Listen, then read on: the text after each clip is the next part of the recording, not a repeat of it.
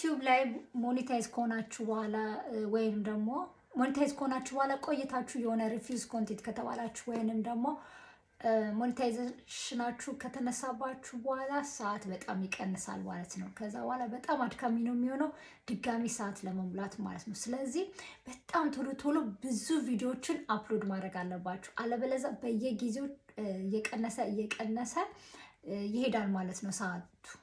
እኔ 2 ቻናሎች አሉኝ። የመጀመሪያው ቻናሌ እንደዚህ ሆኖብኝ ማለት ነው በየጊዜው 4000 ዎች አውሬ የነበረው ሰዓት ከዛም በላይ የነበረው እየቀነሰ መጥቶ ሁለተኛ ቻናል ከፍቼ ሞኔታይዝ አድርጌ አሁን እየሰራ ነው ማለት ነው። እናንተም በጣም እንደዚህ ስትራግል የሚያደርጋችሁ ከሆነና እንደዚህ ሰዓት አልሞላም ካላችሁ አንደኛ ቶሎ ቶሎ ቪዲዮ በመልቀቅ እንዲሞላ መሞከር ማለት ነው። ሁለተኛ ደግሞ ያለባችሁ ሌላ ቻናል ክፈቱና ሁለተኛ ቻናላችሁ ላይ ቀጥ ብላችሁ በስነ ስርዓት ከባለፈው ስህተታችሁ ተምራችኋል ዝም ብላችሁ እዛ ቻናል ላይ መስራት ማለት ነው። ያኛው ሰዓት አልሞላ ብሎ በዛው የሚቀር ከሆነ ድካማችሁ ከንቱ አይቀርም ማለት ነው። በዚህኛው ቻናል ሞኔታይዝ መሆን ትችላላችሁ።